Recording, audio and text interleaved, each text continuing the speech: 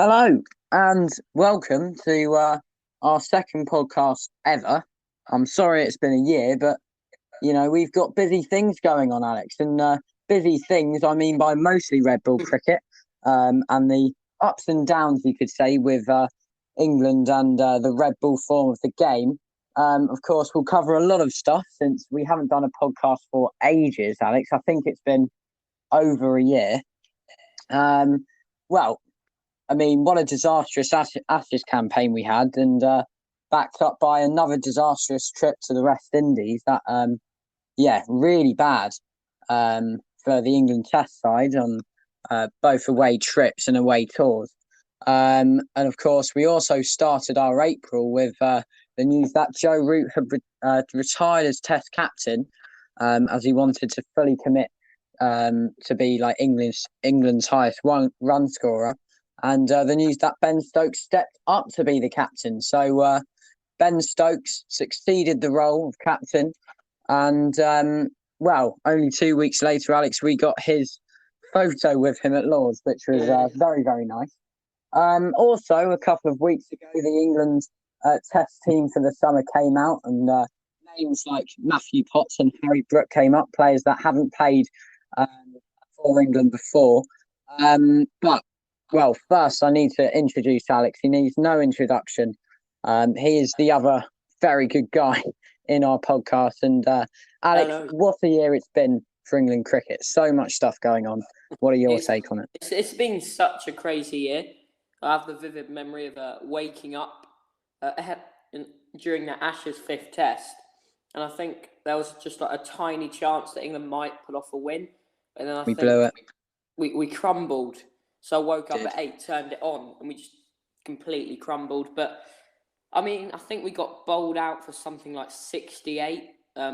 Which in the Ashes, 68 is horrendous. Scott Boland getting 6 for 7 or 4 overs as well, a fan favourite. But it had to change. I like Joe Root. I think he's a really nice person, a good player, a confidence-building player. But I think it was the right decision. You look at the Ashes, I think, did we lose 5-0 or 4-0 in the end? But 4-0, but it doesn't really matter because it was such a horrible experience, but a learning curve for England. And Rob Key has come in.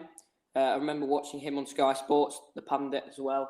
But Brooks, Potts, maybe it's all turning around, but not a great year, you'd say, especially against Australia.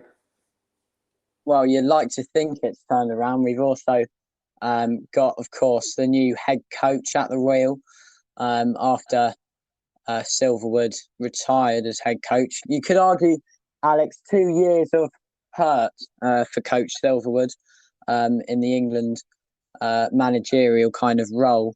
And with Joe Root as captain, it wasn't kind of years to remember, was it? Yeah, well, there are a few people that think Joe Root should have stayed as captain, Silverwood should have stayed, not retired. But ultimately, you look at the facts, you look at the scores, and you think something has to change. You look at the ability, you look at Anderson, you look at Broad, arguably the best two bowlers, certainly one of the best pairs of quick bowlers you'll find. Such a strong squad, and to find themselves where they are is horrendous, bottom of the World Test Championship. However, it's not all doom and gloom. In the 50 over, the ODIs, it was very successful. We saw a few of the players who can play both formats went on to win the World Cup for England. So Ben Stokes, for example, he's had a great season. You look at the game against Headingley, there have been highs of that test at Headingley. But you're right there, Alex, because, of course, you were talking about, and I was talking about the past 2 years, definitely ups and downs, mostly downs, but the ups have been very special in the time that, of course, Ben Stokes, his heroics against Australia in the Ashes, in the 2019 Ashes. And of course, that was with Rooty and Silverwood in those roles. But apart from that, is kind of been quite doom and gloom. And whenever the words England or the words England cricket team, Test cricket team comes to mind, it's not a very good portrayal, is it? But Brendan McCullum announced as the new coach, manager, whatever you'd like to call it. Brendan McCullum announced as him. He retired only 2 years ago, Alex, from the international game. What a batsman he was. He broke records when he was playing, and it all came so natural for him. But we were talking about, England's batting disasters, opening the batting disasters. We've had Rory Burns, Joe Denley hasn't worked. Rory Burns, mostly, not doing that well. And then we've seen him dropped in the last couple of tests, or 4 tests away. But yeah, we could be seeing a very much batting, attacking mind from McCullum, as he didn't hold back from the big shots in Test cricket, you have to say. So I hope this is a new era for the batting of the English Test cricket. But yeah, what's your take on how you think he might, come into this role as head coach? Yeah, what a player he was, and especially with that opening pair, he can only really improve them. We've seen at Lords, obviously, we've been going the last few weeks. We've seen Alex Lees, and we've also seen Haseeb Hameed, and unfortunately, neither of them got anywhere near 40, 50. They both went quite cheaply, but if you can get maybe that strong opening partnership, like that strong bond, then you've got something. But particularly with Alex Lees, sometimes he does shy away from the big shot. And, you have batsmen who are some really brilliant batsmen who can get 100 not out of 200-300. And then you've got obviously Ben Stokes, who at Headingley hit so many sixes. So it will be interesting to see the style they go for. Obviously, in international games, you do have the add-on of an extra day, so you don't necessarily need to be so much rushed as the county championship. But yeah, of course, Well, talking on the county championship, Jan, Harry Brook, first call up. That'll be interesting to see. Well, yeah, Alex, we'll talk about that in a minute, but I just want to go back to what you said about England needing a strong opening batting partnership. In the latter games against the West Indies, we saw the introduction of Zach Crawley moving down to open the batting for England and Alex Lees.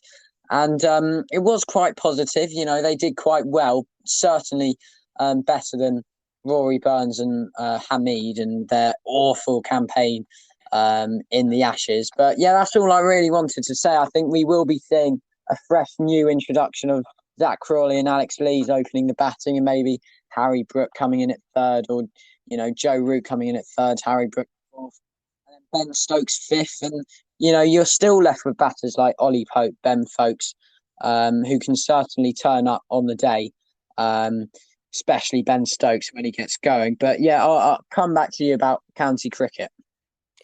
Well, yeah, I'm looking at that England squad quickly, and I'm thinking Crawley and Lees, both named in it, will probably be the opening partnership for England. And an interesting name here, Jan. The Surrey player could be coming in at number 3. I can see Ollie Pope coming in. I think that would be one to watch. And I'm thinking Bairstow as well around number 5, Root at number 4. But over to County Championship, it's had a lot of criticism. Of course, Kevin Peterson making fun of it almost when Ben Stokes had that incredible innings for Durham. How many sixes did he hit? I don't know, but he got so many. What a great batsman. But Kevin Peterson almost took it out on the unfortunate bowler that he had to bowl against. But it is good to see a young player like Harry Brook and Potts, who, especially Brook, has come from the academy at Yorkshire, probably being found from a club around there. And he's had that experience of batting against some really good bowlers in Division 1, and that has probably given him what it takes to go on and bat at this international level. But you look at the pitch at Lords. It's raining here. Actually, I'm not too far away from Lords, and it was really thundery today. The weather is looking clear, but there will be quite a good wicket for the pace bowler. So Potts could certainly be in for almost a Scott Boland-like debut, and he took 6 for 7 at his home ground. Maybe not the home ground for Potts, but you never know. Hopefully he can take a few wickets. And Jan, the last time England won a Test series was in January 2021. So it really would be nice to see them get a positive result and maybe even win a Test here or there. Well, yeah, I mean, we've been talking about this very kind of strong-minded batting approach that McCullum will possibly introduce to England, and the calibre of batters they've got in their squad. But as a fast bowler myself, I'm more interested in the fast bowling aspect. And well, by no means we've seen the introduction of Matthew Potts on Test side. Obviously Durham playing in the county championship. Alex, we saw him at Lords, kind of walking around the boundary. We tried to get his autograph, wasn't successful. But yeah, as you said, possibly a new kind of Scott Boland-like player. You know, we kind of, can he have that dream debut to remember? That's the question. And you look at the bowlers in this side, of course, James Anderson and Stuart Broad. And then you see Craig Overton and Matthew Potts and players like that. So, you know, definitely promising on that front, and kind of promising on all fronts, Alex. But I don't really want to speak too soon because, you know, as we know, we've done that so many times for the England Test squad, and you know they really haven't delivered. But well, Alex, I think that's enough said about England. Let's move on to kind of county championship wise and Middlesex and our daily or weekly trips to Middlesex, as we are members, and we've seen quite the players perform there. Kind of Hamid, Ben Stokes, not to mention Stuart Broad. So we got a picture of Ben Stokes as well, which was amazing. But we'll move on to the kind of batting side, the best batters. And I saw something pop up on Instagram recently, most runs so far. And I think it was Shan Masood is the leading run scorer so far, with Harry Brook in second. What a player Masood is, Alex. He needs no introduction. He's Derbyshire's kind of front man in terms of batting, and he's, you know, really he averages kind of century every game, it seems like, at the moment. And I don't know about you, but I'd never heard of Shan Masood up until this season, when he started doing really well. So, Alex, what's your thoughts on him and his kind of amazing batting we've seen so far this season? Well, as a player, he has completely changed this Derbyshire attack. They came to a difficult Lords. They got 300 twice, I think, which was really impressive. And Derbyshire have also, behind the scenes, they've really changed. They've got Mickey Arthur, the former Sri Lanka coach, and there's an incredible story of him meeting Suranja Lakmal in an airport by complete chance and managing to sign him only a few weeks later to play for Derbyshire. But back to Shan Masood, some of the shots he plays, there was one cover drive where he almost effortlessly played a really nice Roland Jones delivery. Him and Brook are by far some of the most underrated players in the county championship, Jan. And as you were going through that England squad once again, Craig Overton, a name who came up, and that reminded me of a time where we were at the Kia Oval and we met his brother in James Overton. You did. And did I say, oh no. Yeah, well, of course, with Jamie Overton and Craig Overton, they really are at the forefront of kind of county cricket and fast bowling wise. We could be seeing the introduction of Jamie Overton to maybe the England limited overs sides. Of course, when we saw him, Alex, he is lightning quick. Only second to Jofra Archer in the England counties fast bowling averages in terms of miles per hour. But yeah, as you were going to say, Alex, what were you going to say about kind of the brothers and Craig Overton in general and his his debut last year. I think he got a fifer against India, and what a player he is. Well, it's players like that that just completely turn around these teams. Of course, Surrey, there's so many good players on offer, and it's cheap as well, so get yourself down. Once again, we talk about Lords. Tickets completely overpriced. 20,000 empty seats. Exactly, yeah. Which, when England won the World Cup, when they had the Headingley moment, it brought, including my brother actually, and so many new people into cricket, into the sport. But for what could be a really good atmosphere, a nice day out, 20,000 unsold seats at Lords. That is just ridiculous. But yeah, of course, going back to the England players who are in the county championship, I think Durham against Middlesex, they had the option to not play Ben Stokes. But if you are a player like Joe Root, Ben Stokes, one of the players who has played quite regularly in the England team, it's not really that big a drop down. Like, you talk about Ben Stokes, he was bowling for Durham.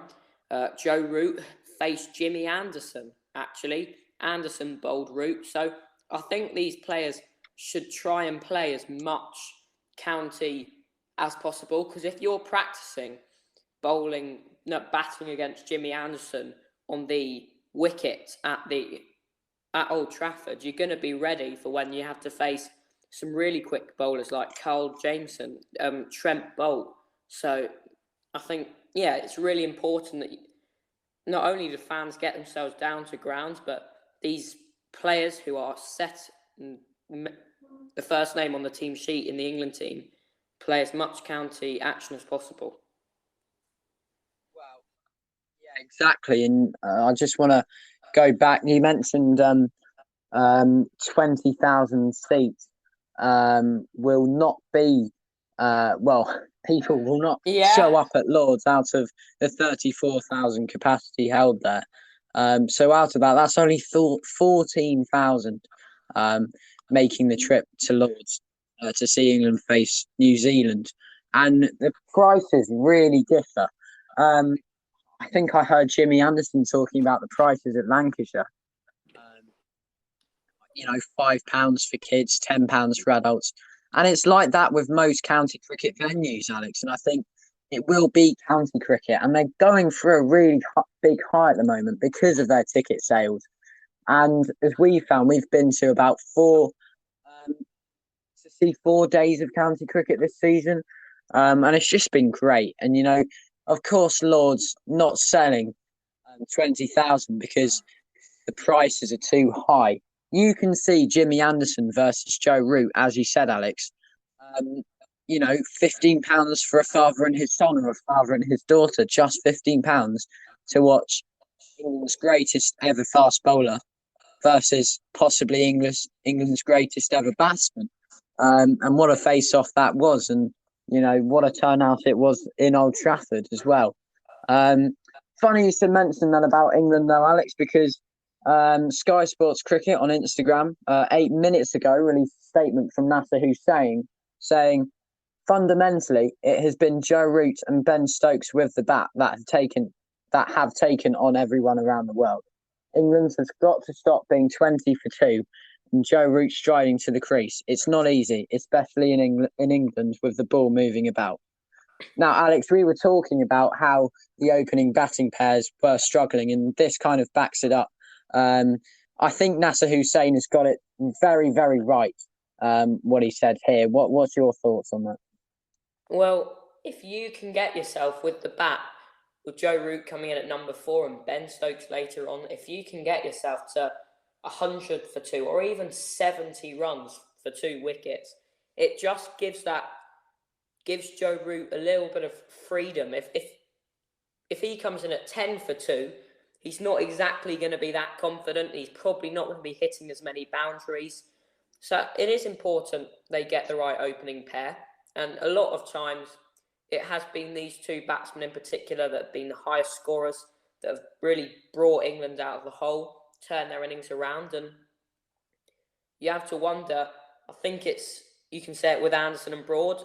It's not going to be too long before these players have to start thinking about retiring. So what is there with England's future? They need more than two batsmen who are prepared to get 50 plus. But credit to Stokes and Root. They really are some of the greatest cricketers that England have seen in years. They're up there with, Atherton, another player who we've met.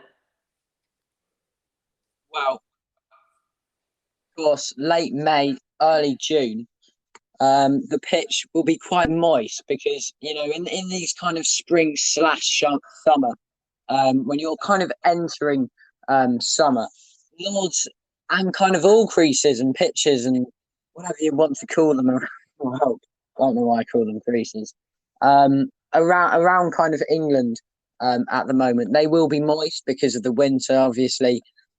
So we're talking late May, early June, and the ball will be moving about. So this will be a test, quite literally, for the batsman and the opening batsman as well, because the ball will be moving about, Alex. And when you've got Trent Boult, Kyle Jamieson at the forefront of New Zealand's pace attack, it's not going to be easy. And, New Zealand are experiencing definitely a golden era with their team of obviously winning the World Test Championship last year and beating England in both tests last year as well. Hopefully we'll see a difference. But we also saw in Brendan McCullum's interview, he said that you need to give them time. I don't think time is on our side because I think heads will drop if we don't really come out with a result against New Zealand. And well, yeah, what are your thoughts on that comment by McCullum? He said quite a lot, actually. I watched the interview. He said, give us time. He said he'll be focusing on more aggressive batting.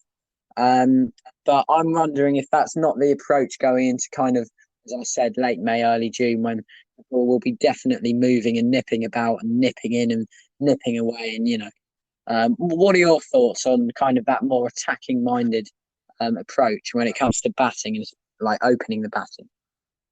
Well, it will certainly be interesting to see the reception Ben Stokes get, but you obviously need time.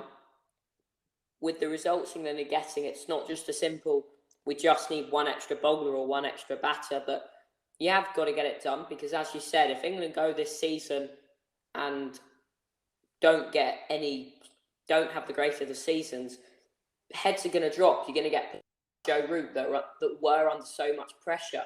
That's probably one of the reasons why he left captaincy. There's so much expected on them, and I think County Championship has proved that momentum is key. Of course, Middlesex last season, probably not one of the strongest teams right down there, but this season look unstoppable. And it's with Hampshire, another team, looked good last season. This season, they are about to be none for four in the Blast. But momentum is key, and morale will drop. Maybe you have a season, but if we're here this time in the year talking about a rebuild for England, no one will be happy, and really the only way is forward. Well, enough about the Red Bull side of England, and of course, only about 20 minutes ago, I'd say the England ODI squad for their tour of the Netherlands for the first time, would you believe, has come out. Alex, a much brighter side of cricket in England, you've got to say. The ODI side prospering, limited overs in general prospering. We see players and bowlers in general like Luke Wood, David Payne.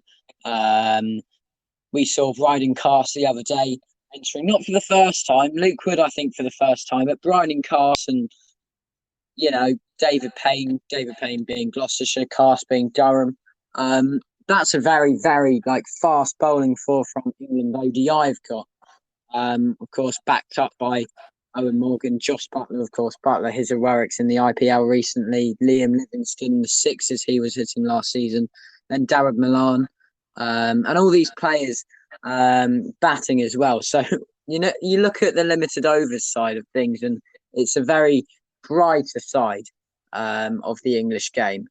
you've got to say, Alex. What are your thoughts on Luke Wood of Lancashire getting picked up for the first time? Well, it's certainly he's playing now as we talk against Nottinghamshire, and he's about to come in and bat, but he's certainly an underrated player. For the England ODI team and the T20 team that probably hasn't had that much action in the last few years, is actually on the opposite of the Red Bull team. It's almost peaked in winning the World Cup, but for players like Liam Livingstone and Luke Wood, they're kind of at the peak, especially Luke Wood, who is just walking in now. Certainly deserves this England call-up. He's been really good with the ball for Lancashire recently, and I reckon England have got a really good player on their hands. If he can get some form against Netherlands, he could be really dangerous. And then I also talked about the batting and how good it is there. You've got players like, of course, Owen Morgan, the captain, but Josh Buttler and his recent IPL. Wow, what an IPL kind of season he had for the Rajasthan Royals. He almost single-handedly took them to the final. They lost against the Gujarat Titans, but it was a season to remember for the Royals, and particularly Josh Buttler.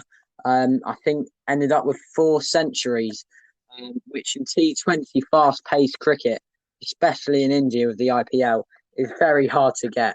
So of course, yeah, Josh Buttler, Owen Morgan, Liam Livingstone. I mean, what a season he had last year, particularly in the 100 for the Trent Rockets, Alex, or the Birmingham Phoenix. Apologies, Birmingham Phoenix. Hitting all those sixes. I remember watching with you, just astonished to see the sixes and how far it was as well. I think one he cleared the Headingley stand to the north. But yeah, so players like that, very attacking minded. Darren Milan, what a season, or what a test he had when he was brought in kind of at the end of the India test. I think he got 50 in one century as well, which was also brilliant from Milan. So your thoughts on him not getting called up to the England test team, which I thought was slightly weird, but he is making an appearance in the ODI squad touring the Netherlands. Unfortunately, you cut out there, so I missed who the player was. Oh, the player was Darren Milan. Well, and of course, not being brought into the England side, the England test side, but being brought into the white ball side of things and touring of Netherlands. What are your thoughts on him getting dropped by the England red ball side? Well, the England team we've got at the moment, I don't really know why he's not getting in there. In my opinion, he's a better batter than Ollie Pope. He's probably better than Bairstow as well, and Buttler can wicket keep. But talking about the 100 there, as you spoke about, Jan, there have been a lot of professionals, pundits, even fans saying the 100 is ruining red ball cricket. We went to Middlesex versus Durham last season, and I remember seeing a guy who was wearing a shirt saying the 100 is ruining cricket. But what's your opinion on the 100? Could county cricket have been franchised a bit more? Should the 100 be stopped? Personally, the one thing I don't really like about the 100 is 5-ball overs and the fact you can bowl 2 overs in a row.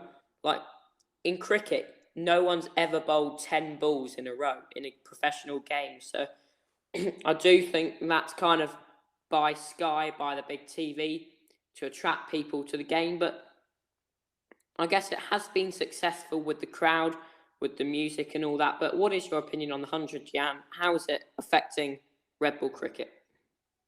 Well, personally, I have no problems with it. I mean, we went to it last season and really enjoyed it. I hope you did as well. I mean, the big lights, the fireworks really got me kind of going in that sense, not the other sense.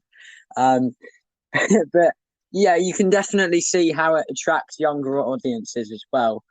Obviously 5-ball to 10-ball overs, slightly weird, but I think anything to kind of get young cricketers into the game, should be done. Personally, I don't know why they had to add kind of another format to the game in England. I don't know why they couldn't just have the things for the 100, like, the flames, the fireworks and stuff for the T20 Blast, because I think County T20 I also really enjoy. So I don't really understand why there couldn't be like more of a franchise thing about T20 rather than adding another format.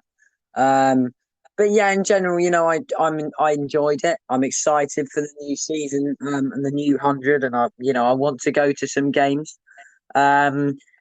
I think though it's not really destroying county cricket, English county cricket at the moment, because I think county cricket, you've got the live streams. It's so easily accessible, and I think it is attracting quite a lot of audiences, Alex, and the turnouts they've been getting, especially Lords, it's been decent. It's been okay.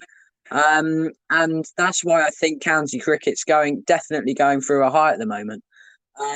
So I don't think the 100 is affecting it in that way. It might be affecting the England Test side and stuff, because we're kind of seeing more hype about the 100 than the Test, the Test side of recent Test news. But personally, I don't really have a problem with it, and I'm kind of excited for the new 100 season, whatever you like to call it. But well, we're gonna have to wrap it up there.